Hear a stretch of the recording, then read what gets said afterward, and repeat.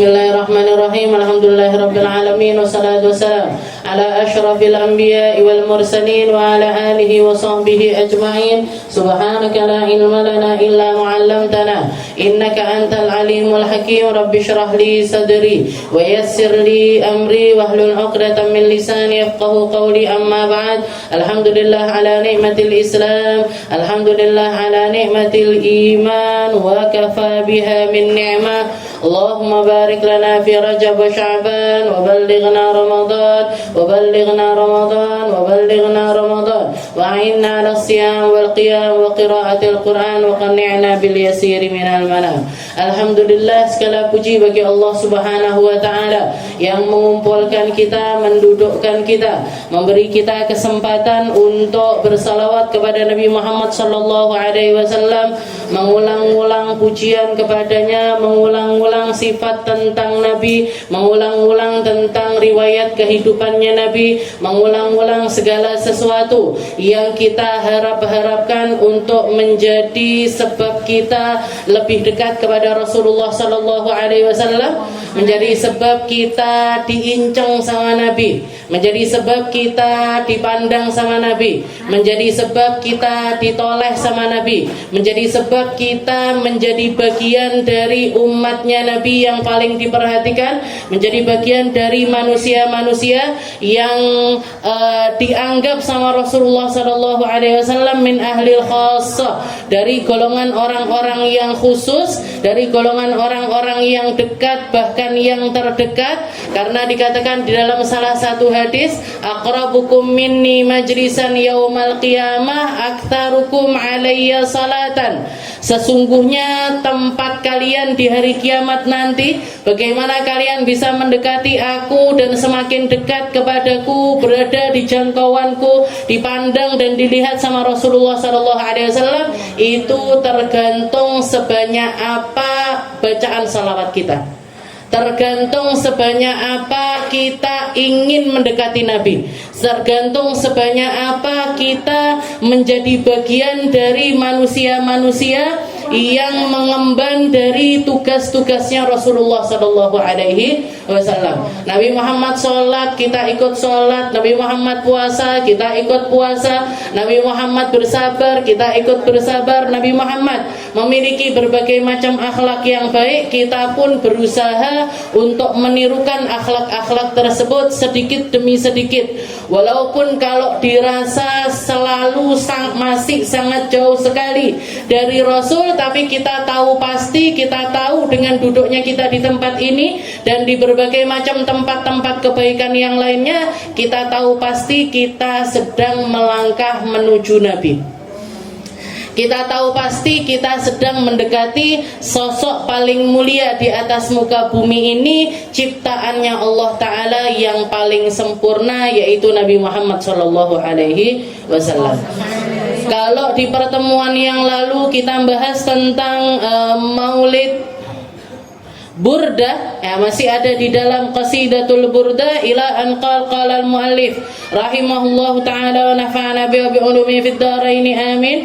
Imam Al-Busiri mengatakan, Nabiyuna al-amirun nahi fala ahadun abarra fi qawli la minhu wa la na'ami huwal habibul ladzi turja syafa'atuhu likulli haulin minal ahwali muqtahami. Kita tahu persis Nabi kita, Nabi Muhammad sallallahu alaihi wasallam adalah manusia yang paling nahi mungkar, yang enggak pernah bisa bersabar melihat keburukan, yang enggak pernah bisa kanten melihat ada hal yang enggak benar, pasti ditegur sama Rasulullah sallallahu alaihi wasallam. Makanya di dalam syariat dikatakan yang dimaksud dengan as-sunnah, cara kita ngambil syariat, cara kita mengkaji sesuatu yang datang dari Nabi, itu pengambilan utamanya adalah Al-Quran, yang kedua adalah As-Sunnah, yang ketiga adalah kita mengambil atau mengikuti Al-Quran dan juga Sunnah lewat apa yang disampaikan atau diputuskan oleh para ulama-ulama kita. Maka dikatakan dua hal yang terpenting ini, Al-Quran dan juga As-Sunnah. Yang dimaksud dengan As-Sunnah itu sendiri adalah aqwalun wa af'alun wa iqrarun Nabi. Semua yang diucapkan Nabi itu adalah sunnah. Semua yang dilakukan oleh Nabi itu juga adalah sunnah. Dan yang terakhir, iqraruhu, diamnya Nabi atas sebuah perkara itu juga perkara sunnah. Kenapa kok diambil sukutuhu atau diamnya Nabi itu pertanda boleh? Karena Nabi Muhammad enggak mungkin bersabar melihat sebuah keburukan terjadi. Bahkan misalkan terjadi kepada orang-orang terdekat Nabi sekalipun, Rasulullah pasti akan negur. Secinta apapun Nabi dengan mereka, sedekat apapun Rasulullah dengan mereka, maka Rasulullah pasti bakalan negur. Makanya salah satu makalahnya Nabi yang sering kita dengar, "Lau kanat Fatimah bintu Muhammad saraqat laqata'tu yadaha." Kalau misal Fatimah putranya Muhammad sekalipun mencuri, saya sendiri yang bakalan motong tangannya dia. Saking tegasnya Nabi Muhammad Shallallahu Alaihi Wasallam. Juga yang pernah terjadi kepada Usamah bin Zaid, putra dari Zaid bin Harithah. Ibunya namanya adalah Ummu Aiman Barakah Al-Habasyiyah. Sayyidina Usamah bin Zaid ini pernah beliau itu di akhir hayatnya Nabi, sebelum Rasulullah SAW sakit menjelang wafatnya, beliau adalah pemimpin perang termuda pertama yang dilepaskan langsung oleh Rasulullah SAW. Saya Nabi Muhammad qad aqada iqda Usamah, ketika Rasulullah sudah nyusun tentaranya Sayyidina Usamah untuk berangkat perang, itu yang nyusun adalah Nabi Muhammad SAW sendiri di usia yang belum genap 17 tahun. Usamah bin Zaid, julukannya Usamah bin Zaid adalah hibbin Nabi. Hibbin Nabi. Bapaknya Zaid bin Harithah julukannya adalah hibbun Nabi, orang yang paling dicinta sama Rasulullah SAW. Saking dekatnya Nabi dengan Usamah bin Zaid, anak angkatnya Rasulullah SAW. Sebelum turun ayat pengharuman menasabkan seseorang selain kepada ayahnya, Usamah ini dipanggil dengan nama Usamah bin Muhammad. Jadi julukannya hibbun Nabi. Setelah itu punya anak namanya Usamah bin Zaid, anaknya Zaid, julukannya hibbin Nabi. Kecilannya Usamah sering dikatakan duduk di pangkuannya Nabi, jejer sama Sayyidina Hasan. Sayyidina Hasan mirip sekali sama Rasulullah SAW, putih, ganteng, kulitnya resik, motone belok, mulutnya kecil dan lain sebagainya. Sedangkan Usamah bin Zaid mirip sekali sama ibunya, Ummu Aiman Barakah Al-Habasyiyah, orang Ethiopia. Hitam, bibirnya tebel, yang putih cuma dua, gigi sama matanya. Gigi sama matanya. Itu Usamah bin Zaid. Tapi julukannya hibbin Nabi. Dikatakan Rasulullah meluk dua-duanya. Setelah itu Rasulullah seringkali berdoa, Allahumma inni uhibbuhuma fa ahibbahuma. Ya Allah, saya cinta sama dua anak ini, maka cintailah mereka berdua. Dikatakan Usamah bin Zaid ketika ikut perang, saking semangatnya berperang, ketika dia itu memburu musuhnya itu sudah dijatuhkan. Setelah itu ketika pedang ini sudah di leher musuh tersebut, musuh ini tadi mengatakan asyhadu alla ilaha illallah. Jadi pedang sudah di leher, baru dia mengucap asyhadu alla ilaha illallah. Katanya Usamah, halah kamu paling ngomong karena takut pedangku ini. Pers, ditebas kepalanya, dibunuh. Sampai beritanya kepada Nabi Muhammad SAW, dipanggil Usamah bin Zaid. Rasulullah marah, mukanya merah, sambil berdiri nggak mau nengok kepada Usamah. Setelah itu mengatakan, lima qatal tahu, kenapa kamu masih meneruskan pedangmu sampai memutus leher laki-laki tersebut? Wa qad qala la ilaha illallah wa anna Muhammad. Bahkan setelah dia mengucapkan dua kalimat syahadat. Katanya Usamah bin Zaid, ya Rasul, innahu qalahu makhafatan minas sayf. Ya Rasul, dia kayaknya cuma ngomong karena takut sama pedang ini ya Rasul. Katanya Nabi Muhammad, asyaqaqta qalbahu, apa kamu sudah belah dadanya dia sampai kamu tahu persis kalau niatnya dia ngomong itu karena takut sama pedang. Kaifa taqulu bila ilaha illallah idza jaa yaumul qiyamah. Kiranya apa yang akan kamu jawab di hadapan Allah Ta'ala ketika kalimat la ilaha illallahnya orang itu tadi nanti akan menuntut kamu di akhirat nanti. Kalau dia ngadepin kamu, ngaduin kamu, ngomong sama Allah Ta'ala, ya Allah, dia bunuh saya setelah saya mengucapkan la ilaha illallah, kamu mau jawab Allah Ta'ala dengan kalimat apa? Katanya Usamah bin Zaid, istaghfirli ya Rasul, minta ampunkan saya kepada Allah Ta'ala ya Rasul, ampuni saya, bantu saya taubat, bantu saya kembali dari dosa tersebut, bantu saya. Tapi katanya Usamah bin Zaid, gak ada kalimat yang keluar dari lisannya Nabi kecuali Rasulullah SAW selalu mengulang-ulang kalimat kaifa taqulu bila ilaha illallah idza jaa yaumul qiyamah. Apa yang akan kamu ucap di hadapan Allah ketika kalimat la ilaha Allah itu akan menuntut dirimu nanti. Katanya Usamah bin Zaid, karena takutnya aku dengan dosa ini, saya berharap saya masuk Islam setelah hari itu. Karena sepertinya dosa ini nggak akan pernah gugur kecuali ketika seseorang itu masuk ke dalam agama Islam. Tapi sayangnya saya sudah Islam dari lahir, jadi saya nggak mungkin bisa kembali dari dosa tersebut. Nggak dibantu sama Rasulullah untuk minta ampun kepada Allah Subhanahu. Jadi Rasulullah kalau sudah marah, kalau sudah kebenaran yang dilanggar, kalau sesuatu yang nggak benar yang dilakukan di situ, Rasulullah nggak akan pernah diem. Makanya dikatakan di sini Nabiyun al-amirun nahi fala ahadun abarra fi qawli la minhu walan. Rasulullah kalau sudah ngomong enggak ya enggak, na'am ya na'am. Kalau ngomong iya itu berarti iya yang sesungguhnya. Kalau ngomong enggak itu adalah omongan enggak yang benar-benarnya. Abar, manusia yang paling benar ketika mengucap iya, dan manusia yang paling benar ketika mengucapkan tidak. Abar fi qauli la minhu wala na'ami. Salah satu cucunya Nabi, yang ngikuti, yang begitu ngambil perangainya Nabi, akhlaknya Nabi, syariatnya Nabi, yang kita kenal dengan nama Sayyidina Ali Zainal Abidin. Salah satu ada seorang penyair di zaman beliau yang memuji Imam Ali Zainal Abidin ini dengan kalimat yang unik. Beliau itu menggunakan kalimat maqala laqad illa fi tasyahudihi laula tasyahudu lakana la'uhu na'amu.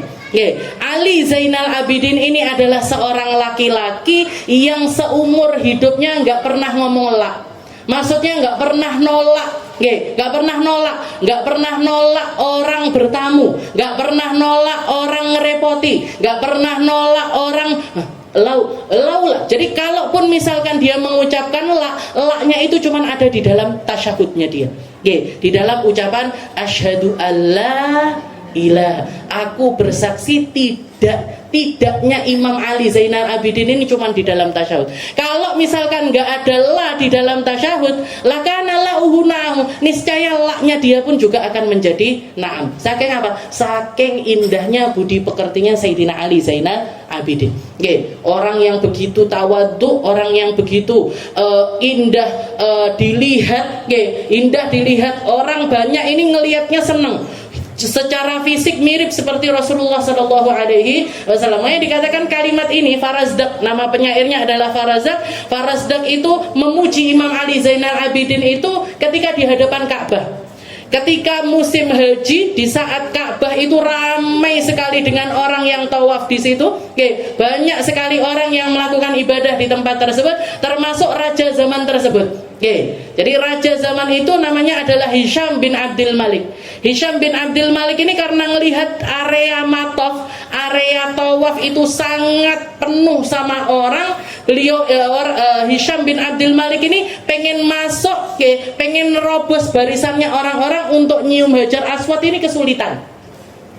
Sehingga dia memilih untuk menyelesaikan tawafnya, habis itu pergi ke pinggiran, duduk nunggu orang ini agak reda. Nunggu orang-orang di tempat tawaf itu agak mulai sedikit, nanti mau masuk lagi untuk nyium Hajar Aswad. Ketika Hisham bin Abdul Malik ini duduk sama kayak raja pada umumnya, sama ajudan-ajudannya, sama bawahan-bawahannya, sama orang-orang dari yang ada di dunia politik, menteri-menteri dan lain sebagainya ada di sekitarannya Hisham. Dikatakan tahu-tahu dari salah satu pintu, dari pintu Babus Salam datang seorang laki-laki tinggi, besar, tegap, putih, badannya, cara jalannya sangat mirip dengan Rasulullah SAW. Mukanya lebih banyak merunduk ke bawah, mukanya lebih banyak melihat ke bawah. Begitu masuk ke area tempat tawaf, semua orang nengok, semua orang tertarik, semua orang kenal sama laki-laki tersebut, dan semuanya ngasih tempat untuk Sayyidina Ali untuk tawaf dengan nyaman. Dan dikatakan Imam Ali, Hisham bin Abdul Malik mau nyium Hajar Aswad kesulitan, Sayyidina Ali Zainal Abidin tawaf sekali mampir Hajar Aswad nyium. Tawaf lagi, nyium lagi. Tawaf lagi, nyium lagi. Tawaf lagi, nyium lagi. Katanya orang yang ada di sebelahnya Hisham, katanya orang yang ada ajudannya, salah satu ajudannya Hisham mengatakan, Man hadzalladzi, man hadzalladzi ajallahu nas wa lam yujillu. Ini orang siapa? Kenapa semua orang menghormati dia? Kamu raja zaman ini malah enggak dihormati. Dicuekin, yo ndak melek salaman, yo ndak melek nyedeki, yo ndak melek nyekel. Jangan lihat orang-orang ulama-ulama itu, ulama-ulama, orang-orang yang mulia dengan akhlaknya, mulia dengan ilmunya. Kita mau deketin mereka ini kan sulit sekali. Habib Umar kalau datang, orang mau nyowel sorbane lo angel banget. Mau kok nyowel sorbannya, mau deketin tempatnya aja tuh loh, lapis-lapis untuk bisa mendekati. Ini Sayyidina Ali Zainal Abidin tanpa ada ajudan yang dibayar, tanpa ada penjaga yang semacam itu, semua orang menghormati beliau, semua orang pengen dekat dengan beliau. Man hadzalladzi ajallahun nas. Ini siapa ini orang kok dihormati sampai kayak gitu? Katanya Hisham bin Abdul Malik, karena dia adalah seorang raja, padahal tahu kalau itu adalah Sayyidina Ali, katanya Hisham, la a'rifu, nggak ngerti saya siapa orang itu. Nggak paham saya siapa orang itu. Maka dikatakan kalimatnya Hisham ini tadi kedengeran sama salah seorang penyair namanya Farazdak. Farazdak langsung berdiri setelah itu nuding si Hisham sambil mengatakan, antala ta'rifu, kamu nggak kenal sama dia, walakinni a'rifu. Saya, kalau kamu pengen tahu, saya kenal betul siapa dia. Huwaladzi, dia adalah orang yang seluruh tanah Mekah ini menghormati dia. Al-baitu ya'rifuhu wal hillu wal haramu. Ka'bah kenal sama dia, tanah halal kenal sama dia, tanah haram kenal sama dia. Dia adalah seseorang putra dari orang mulia, putra dari nabinya Allah Ta'ala, putra dari keturunan dari Sayyidah Fatimah Zahra, an-naqiyut as-safiyut tahirul alamu. Dia adalah orang yang suci, orang yang bersih, seorang ahli ibadah, orang yang sangat luar biasa akhlaknya di sisi Allah Ta'ala. Panjang sekali pujiannya Farazdak buat Sayyidina Ali. Termasuk diantaranya kalimat tadi, dia adalah orang maqalalaqat, orang yang nggak pernah mengucapkan kalimat la illa fi tasyahudi, kecuali ketika baca kalimat tasyahud. Laula tasyahud, kalau misalkan tidak di dalam tasyahud, lakana lauhuna, dia akan, la-nya itu pun juga akan berubah menjadi na'am. Maka dikatakan setelah dia menyelesaikan, dan jadi kan rajanya dipermalukan sama si Farazdak ini tadi. Raja tersebut ketika melihat hal yang semacam itu langsung ngomong sama ajudannya, usjunu, tangkap orang ini, tangkap. Kayak biasanya pemimpin itu di mana-mana kayak gitu, Bu. Orang yang menyuarakan kebenaran itu bakalan dibungkam. Orang yang menyuarakan hal yang benar itu bakalan dipenjara. Farazdak itu tadi dipenjara, kabarnya terdengar sama Sayyidina Ali Zainal Abidin. Sayyidina Ali nanya sama istrinya, di rumah ada uang berapa? Kumpulkan semua uang yang ada di rumah kita. Dikumpulkan semua uangnya Sayyidina Ali, ternyata cuma ngumpul 12.000 dirham. Kepingan perak, bukan kepingan emas. Dikatakan irsulu, ini uang 12.000 dirham ini kirimkan untuk membebaskan Farazdak. Maka dikatakan ketika diterima sama Farasdak, katanya Farasdak, demi Allah saya memuji Sayyidina Ali bukan laisa talaban lil mal, bukan nyari harta yang semacam ini. Kalau saya adalah penyair yang nyari harta, saya akan lebih memilih untuk memuji Hisham bin Abdul Malik, saya akan dapat uang lebih banyak. Ketimbang saya muji Sayyidina Ali Zainal Abidin, mendingan saya muji Hisham, raja zaman ini. Mendingan saya jadi penyairnya, mendingan saya jadi juru bicaranya, mendingan saya jadi orangnya Hisham bin Abdul Malik. Saya nggak nyari harta. Innama yang saya cari adalah saya muji Sayyidina Ali Zainal Abidin adalah karena niatan saya adalah karena Allah Ta'ala wa qarabatukum min Rasulillah sallallahu alaihi wasallam, dan karena Sayyidina Ali Zainal Abidin ini adalah kerabatnya Nabi, cucunya Nabi Muhammad sallallahu alaihi wasallam. Maka dikembalikan duitnya. Dikembalikan kepada Sayyidina Ali. Katanya Sayyidina Ali, saya tahu dia nggak muji saya karena nyari harta, tapi kami prinsipnya Ahlul Bait adalah ketika sudah keluar uang nggak akan pernah nerima untuk dikembalikan. Kami adalah orang-orang yang sesuatu yang sudah keluar dari kami nggak akan pernah kami tarik kembali. Ini akhlaknya para Ahlul Baitnya Nabi Muhammad SAW. Akhirnya diterima sama Farasdak, dibayarkan untuk mengeluarkan dia dari penjaranya Hisham bin Abdul Malik. Jadi orang-orang yang tahu makna, tahu pengikutan kepada Nabi, ini nggak main-main sama apa yang keluar dari lisan. Ngomong iyanya bisa dipertanggungjawabkan, ngomong enggaknya juga bisa dipertanggungjawabkan. Enggak gampang-gampang janjeni uang. Ya, nanti saya tak datang, padahal enggak niat datang. Ya, saya nanti tak kesana, padahal enggak niat kesana. Ya, nanti saya akan bantu, padahal enggak niat bantu. Kalau iya, kalau enggak. Ini akhlaknya Nabi Muhammad SAW.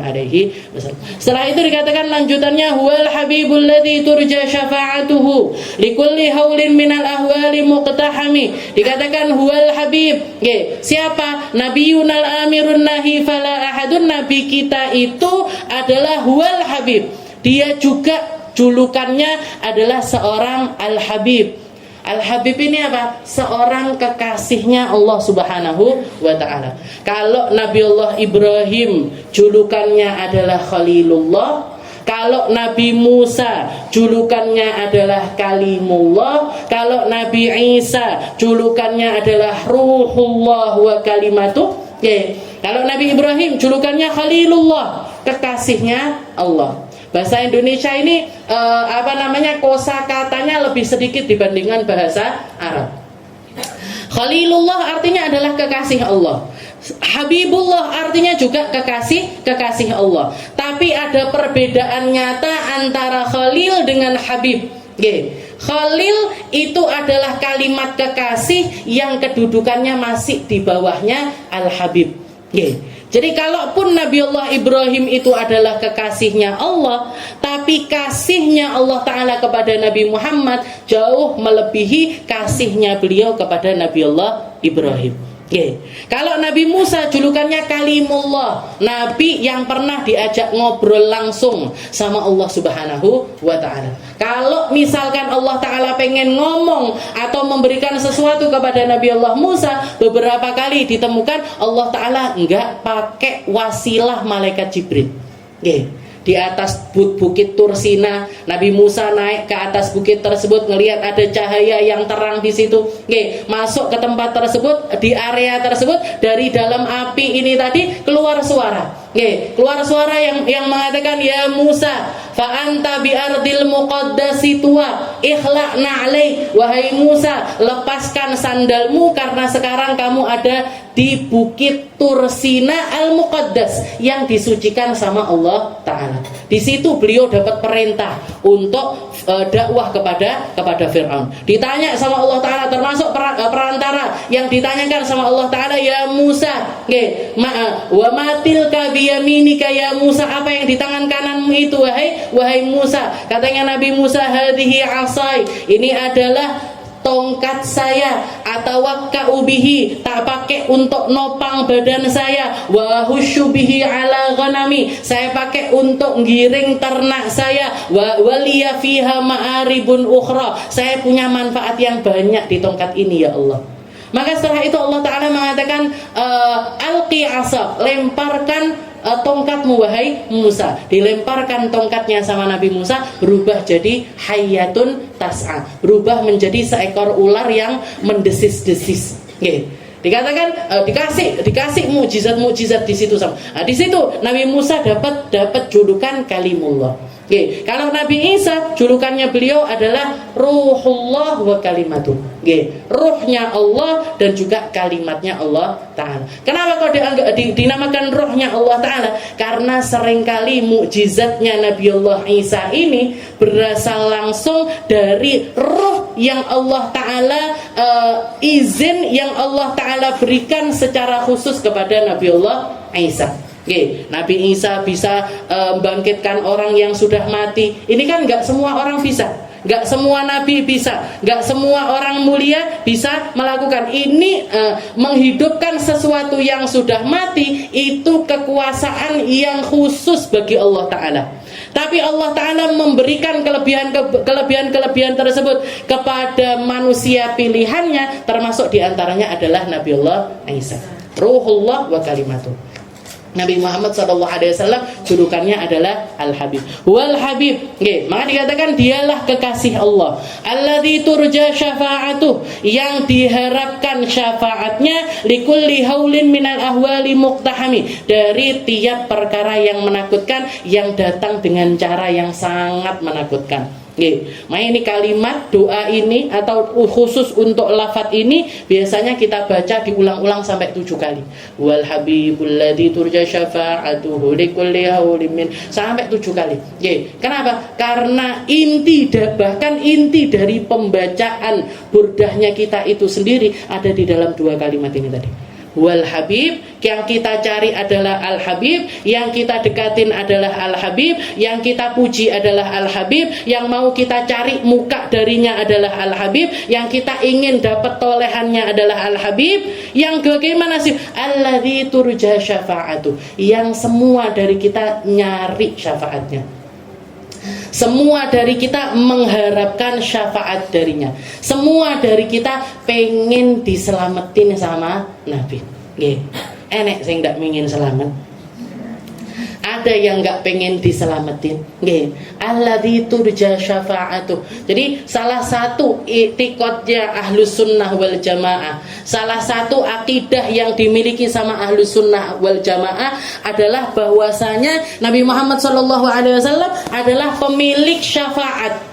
Mau itu syafaat yang kecil-kecil sampai syafaat terbesar itu dimiliki oleh Nabi Muhammad SAW.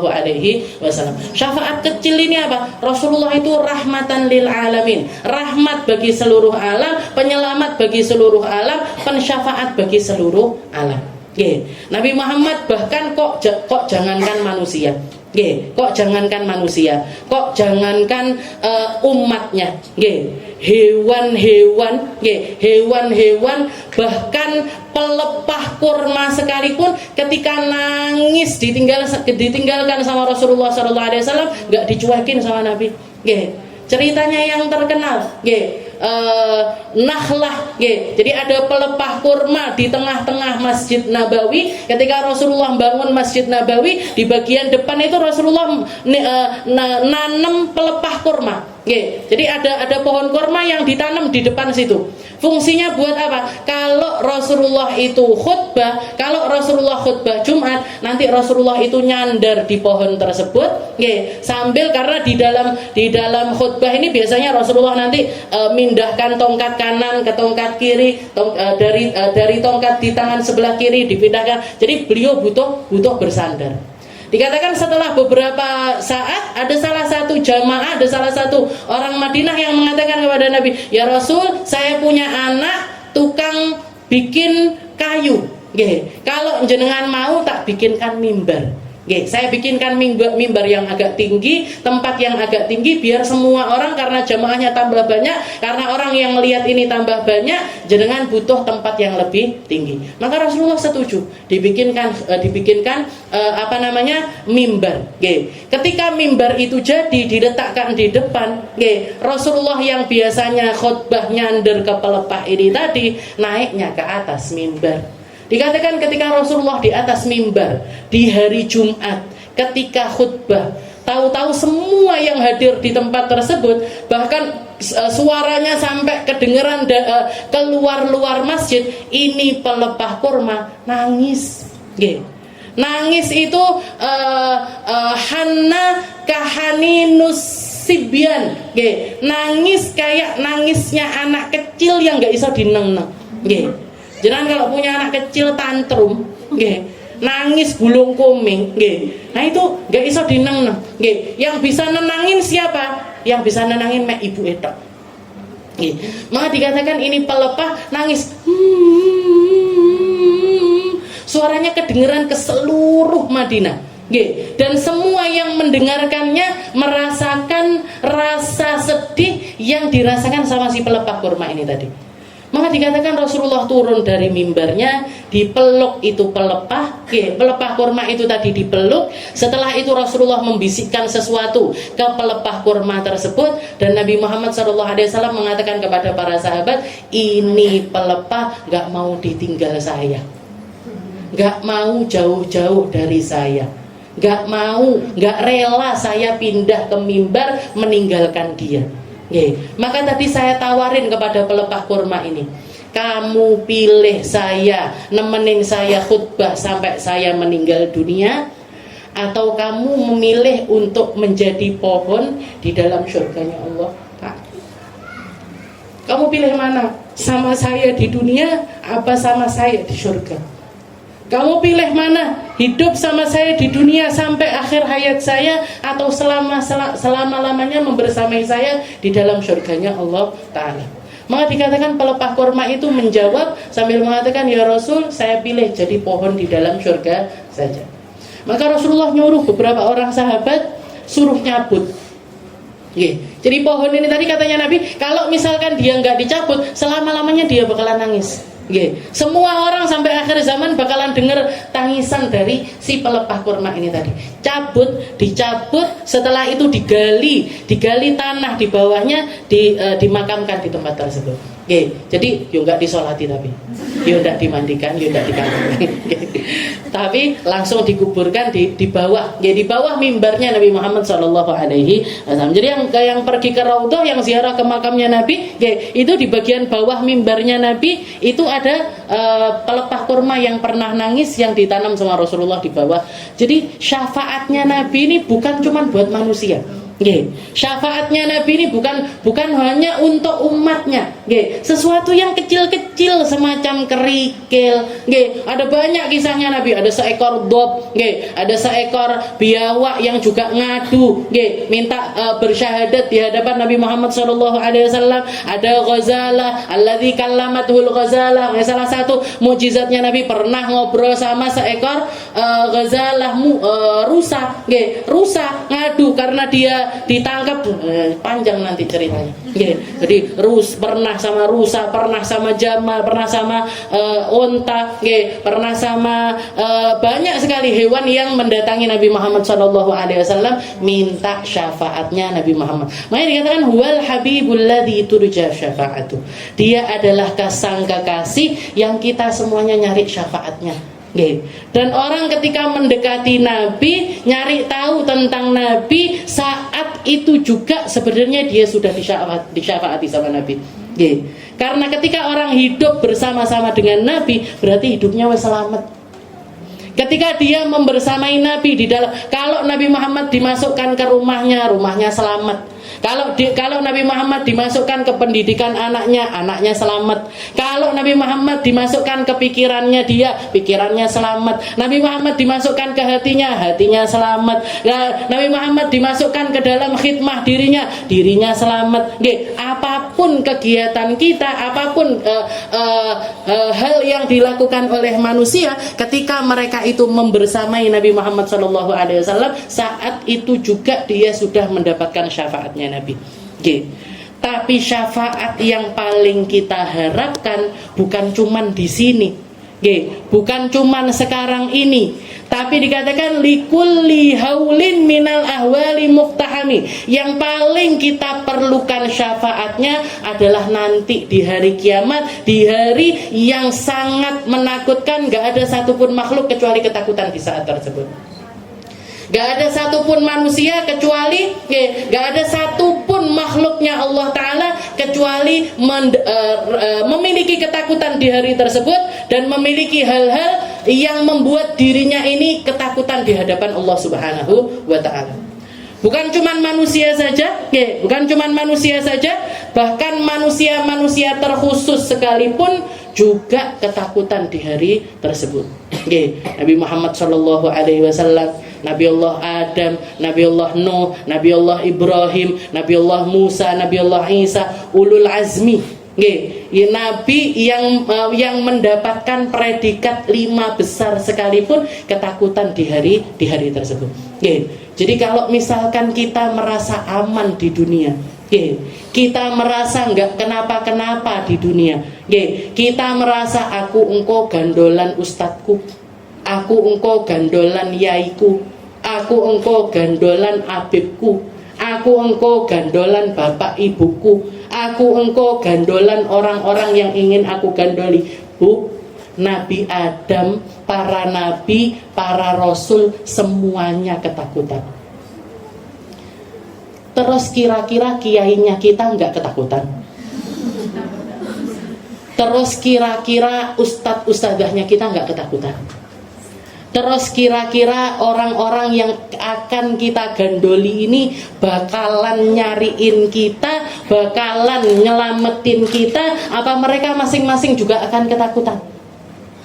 Allah Ta'ala jelaskan dengan sangat gamblang di dalam Al-Quran. Yauma yafirrul mar'u min akhi wa ummihi wa abi wa sahibatihi wa bani likulli imri'im minhum yauma idzin sya'nu yughni. Gak enek sing arep nyelametne awake dhewe. Gak ada yang bakalan inget sama kita. Gak ada yang pengen ngambil kesalahan kita, gak ada. Gak ada yang mau nanggung dosanya kita, gak ada. Gak ada yang mau nanggung omongan buruknya kita, gak ada. Gak ada yang mau nanggung pikiran buruknya kita, gak ada. Gak ada satupun kecuali kalimat yang keluar dari mereka di saat itu hanya mengatakan Rabbi salim nafsi, Rabbi salim nafsi. Ya Allah, selamatkan diri saya, ya Allah, selamatkan diri saya. Gak ada lagi doa yang biasanya dipanjatkan orang ketika di dunia. Rabbighfirli wali walidayya. Ya Allah, ampuni saya, ampuni orang tua saya. Enggak ada. Enggak ada anak yang doakan orang tua, enggak ada orang tua doakan anaknya. Enggak ada bapak doakan anaknya, enggak ada anak doakan bapaknya. Semuanya ngomong nafsi, nafsi. Nabi Adam, Nabi Nuh, dan semua nabi-nabinya Allah Ta'ala semuanya mengatakan ketika ditanya, dimintai syafaat, diminta untuk menyelamatkan, semua pakai kalimat yang sama. Rabbi ghadabal yaum bi ghadabin lam yaghdab qablahu wala ba'dahu mithlah. Gak bisa, saya gak bisa nyelamatin kalian sekarang. Gak bisa, saya gak bisa mensyafaati kalian sekarang. Karena hari ini, saat ini, sekarang ini Allah Ta'ala sedang marah dengan marah yang luar biasa, di mana marah yang semacam ini belum pernah terjadi sebelumnya. Dullani ila ghairi. Kamu nyari selamat sama yang lain aja. Semuanya ngomong yang sama. Nafsi, nafsi, dewe. Makanya dikatakan Imam Busiri pakai kalimat alladzi turja syafa'atu likulli haulin minal ahwali muqtaham. Makanya hubungan sama Nabi Muhammad ini hubungan yang harus serius. Hubungan sama Nabi Muhammad ini bukan hubungan yang bisa disambi. Hubungan sama Nabi Muhammad itu bukan hubungan yang bisa disepelekan, karena semua makhluknya Allah Ta'ala nggak peduli sama kita, hanya Nabi Muhammad SAW yang peduli. Nabi Muhammad satu-satunya yang mengatakan ana laha, minta berkali-kali, datang sama Allah Ta'ala, ana laha, saya yang punya syafaat, saya akan datang kepada Allah Ta'ala, saya akan mendatangi Allah Ta'ala, sujud di bawah arasnya Allah Ta'ala.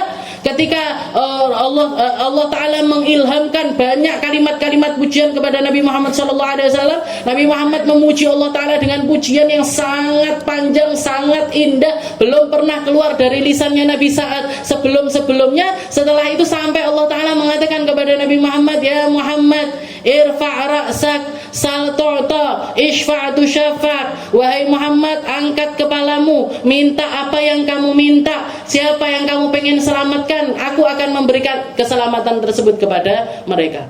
Maka Nabi Muhammad mengatakan, ya Rabb, ummati, ummati, ya Rabb, ya Allah, umatku, umatku, selamatkan mereka. Maka pertama yang diselamatkan sama Allah Ta'ala lewat permintaannya Nabi Muhammad SAW, ya Muhammad, wahai Muhammad, ambil kelompok dari umatmu, manil ladzina yadkhuluna al-jannata bighairi hisab, mereka-mereka yang menjadi orang-orang paling terdepan yang boleh masuk surga, bahkan gak perlu ngelewati hisab. Masukkan mereka lewat pintu surga yang sebelah kanan.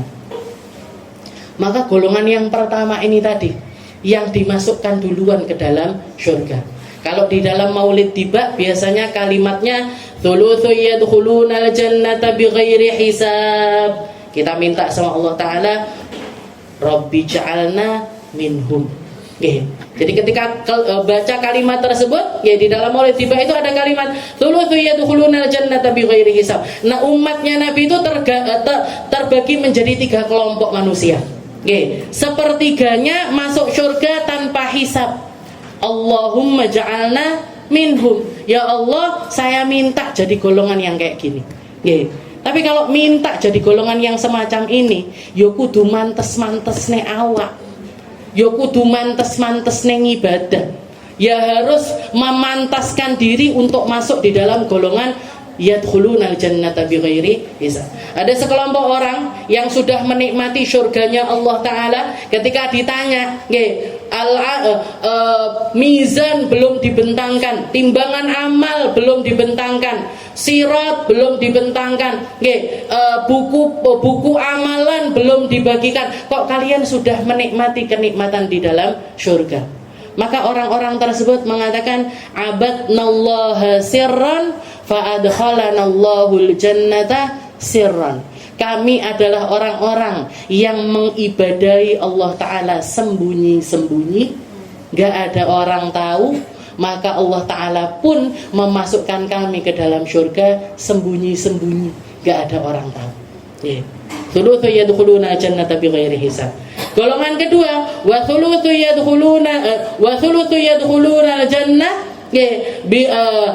wa thulutsu ya'tuna bidunubihim wa khatayahum fayughfaru lahum. Kelompok yang kedua, mereka datang ngadep Allah Ta'ala bawa dosa, bawa kesalahan, tapi kesalahannya ini diampuni sama Allah Ta'ala. Di dalam detailnya Rasulullah minta, Rasulullah bolak-balik berkali-kali minta syafaat itu, Bu. Datang, sujud muji Allah Ta'ala, sujud. Setelah itu Allah Ta'ala mengatakan, irfa' ra'sak sal tu'ta ishfa'tu syafa', angkat kepalamu, minta, akan aku syafaati. Maka ummati ya Allah, umatku ya Allah, katanya Allah Ta'ala, silahkan masukkan surga dari golongan umatmu mereka-mereka yang memiliki kadar keimanan, mereka-mereka yang memiliki kadar keimanan walaupun cuman sebiji gandum. Setelah keluar orang-orang yang punya iman sebiji jagung ini tadi masuk ke dalam surganya Allah Ta'ala, Nabi Muhammad kembali lagi, sujud lagi, minta lagi. Katanya Allah Ta'ala, selamatkan umatmu, mereka-mereka yang memiliki keimanan barang cuman secuil debu. Debu, mithqala dzarratin min khardal. Jadi kalau misalkan biji gandum masih besar, ini lebih kecil lagi, sak biji sawi. Setelah keluar orang-orang yang keimanannya cuma sebiji sawi, Nabi Muhammad masih minta lagi selamatkan mereka ya Allah. Maka Allah Ta'ala mengatakan, ya Allah, wahai Muhammad, selamatkan, keluarkan dari neraka, dari umatmu mereka-mereka yang memiliki kadar keimanan adna min khardalin, yang lebih kecil dari barang sebiji sawi. Dikeluarkan lagi masuk ke dalam surganya Allah Ta'ala. Terakhir Nabi Muhammad minta sama Allah Ta'ala, ya Allah, selamatkan umatku karena sebagian di antara mereka hanya memiliki kalimat la ilaha illallah. Mek duwe kalimat la ilaha illallah, kadar keimanannya bahkan lebih kecil dari biji sawi. Bahkan yang terkecil dari biji sawi ndak iso dibanding nih sih. Ini kelompok yang ketiga. Wa thuluthui ya'tuna bidzunubin wa khataaya 'idham. Mereka datang menghadap Allah Ta'ala bawa dosa besar, bawa kesalahan besar, bahkan dosanya ini semacam gunung-gunung. Ketika Allah Ta'ala mengatakan kepada para malaikat, ya malaikati wazinuhum, takar kesalahannya mereka ini seberapa. Kata yang para malaikat, ya Allah, innahum qaumun asrafu ala anfusihim, mereka adalah orang-orang yang sangat melampaui batas. Mereka adalah orang yang sangat melampaui batas, dosanya sak gunung-gunung ya Allah. Ini kalau manusia nggak mungkin ngampuni. Katanya Allah Ta'ala, tetap selamatkan mereka, masukkan mereka ke dalam surga. Jadi sampai titik terakhir Nabi Muhammad itu mensyafaati umatnya. Lek awake dhewe ngarepe ya golongan yang pertama. Jangan nyari berarti aku mesti selamat. Selamat digodhog dhisik ning gone neraka. Selamat tapi keluar dari dalam, mau masuk neraka, habis itu dicuci. Dicuci, dikatakan orang-orang yang keluar dari neraka itu, keluar dari neraka dikeluarkan sama Nabi Muhammad SAW. Setelah itu sebelum masuk surga nggak boleh langsung masuk surga. Wong metu iteng jelenteng kaya areng. Keluar dalam keadaan tidak layak untuk jadi penghuni surga. Dicuci dulu ke dalam sungai. Nama sungainya adalah Nahrul Hayawan. Nama sungainya adalah sungai kehidupan. Dimana ketika dimasukkan ke situ, yang masuk dalam keadaan hitam keluar putih, ganteng-ganteng, ayu-ayu. Tapi neng batu enek tulisannya, enek cape. Apa capnya? Panjang lagi bu. Al Jahannamiyun, mantan penduduk Jahannam. Utaqaur rahmanu minan nar, orang-orang yang dikeluarkan, diselamatin sama Allah Ta'ala dari dalam neraka. Jadi neng surga sak lawase batuke enek cape. Al jahannamiyun utaqaur rahman minan nar. Alhamdulillah min. Mungkin kita baca burdah yang ini kita baca 7. Wal habibul ladzi turja syafa'atuhu. Dan ketika kita membaca lafaz yang ini, sebisa mungkin kita dalam keadaan hadir, kita sebisa mungkin dalam keadaan khusyuk, sebisa mungkin dalam keadaan meresapi apa yang sedang kita baca.